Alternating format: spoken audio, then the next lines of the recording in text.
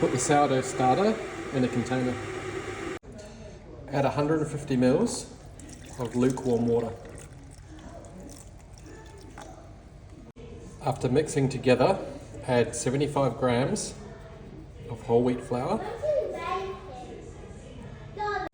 and 75 grams of white flour.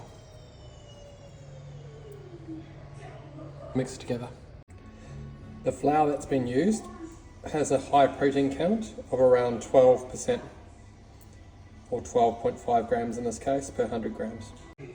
After mixing around and flattening a bit, put a rubber band to indicate the level that the flour is currently at. Then put the lid on. Don't completely seal it. Make sure it's a little bit open. And then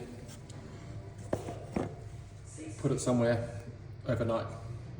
The next day you can see it's roughly doubled in size. Add 300 grams or mils of warm water.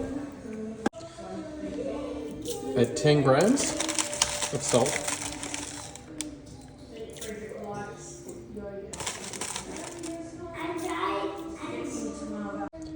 Add the sourdough leaven. Mix well and make sure you leave a little bit left over, which you can transfer into a small container and keep in the fridge. Add 200 grams of white baker's flour.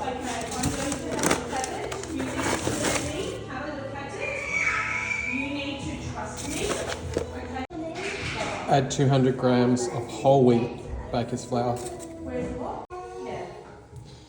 Once you've added this, mix it around until all the water and the flour are incorporated together. Once it's all combined, cover. We're going to leave it up here for an hour. After 1 hour, wet your hand and then stretch the dough. At the beginning, it might break apart a little bit. We're going to do this a few times, and you'll see as we do it more, by taking breaks in between, the strength of the dough will get more and more strong. After an hour, you can stretch the dough and it holds its shape. And I just stretch it on all 4 sides. Don't forget to wet your hand, otherwise it'll stick to your hand.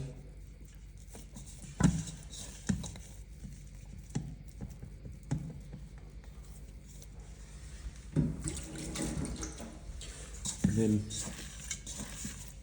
just turn the bowl and shape it into a ball. Notice how it didn't tear that time, because it's built strength. After doing a couple of stretch and folds every half an hour, maybe I did about 4 of them in total, then I left it until it doubled in size. Took overnight in this case because it's quite cold here in Adelaide. Now, with dry hands this time, I'm pinching the corners and I'm pulling them into the middle. If there are large bowls, just pop them.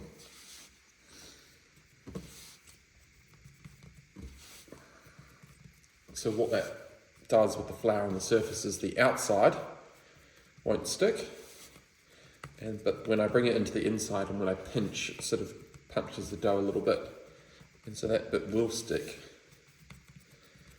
in the middle. And what this does is it builds tension in the dough. And you can actually feel when you do this that it gets kind of harder and harder.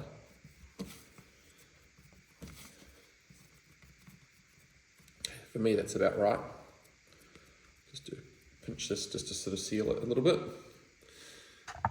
Then what I do is I've got these wicker baskets, which you can buy online. They're pretty cheap, and they come with this covering.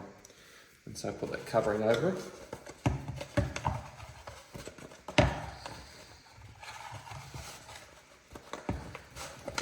push it down.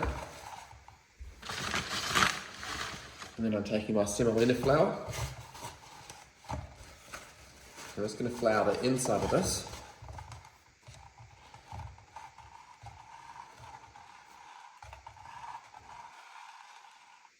Don't be shy with it.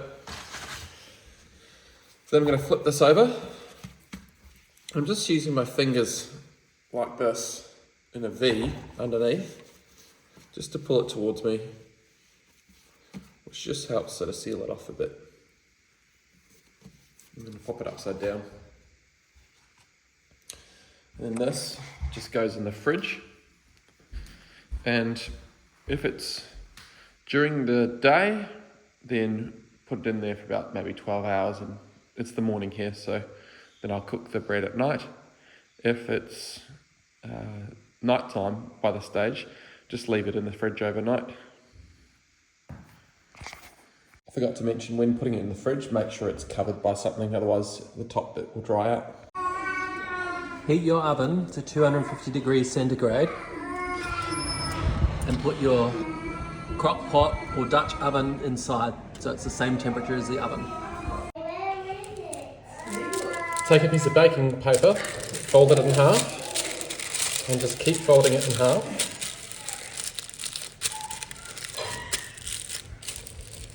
Once you've got to this stage, you can take some scissors, cut around the outside, and then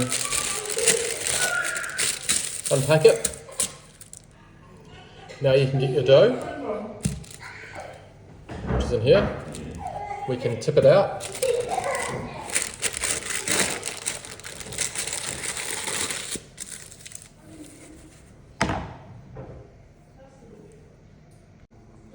Take your crock pot or Dutch oven out of the oven and place your dough inside on the baking paper.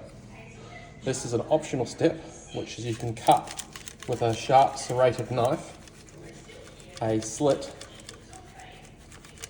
across the bread, and when the bread expands, it will rise up through this slit. Keep a cup of ice cubes nearby and then place inside the Dutch oven. These ice cubes will create steam, and you put the lid on, and the steam will help the bread rise. Now you place the Dutch oven into the oven for about 45 minutes. After 45 minutes, you can take the crock pot out of it and reveal your beautiful loaf of bread. One good way to test whether it's cooked properly or not is tap the underside, and if it sounds hollow, then it's cooked well.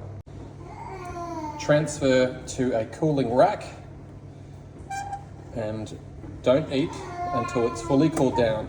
Because sourdough is a wetter dough, it'll still be a little bit soft in the middle until you leave it to cool properly.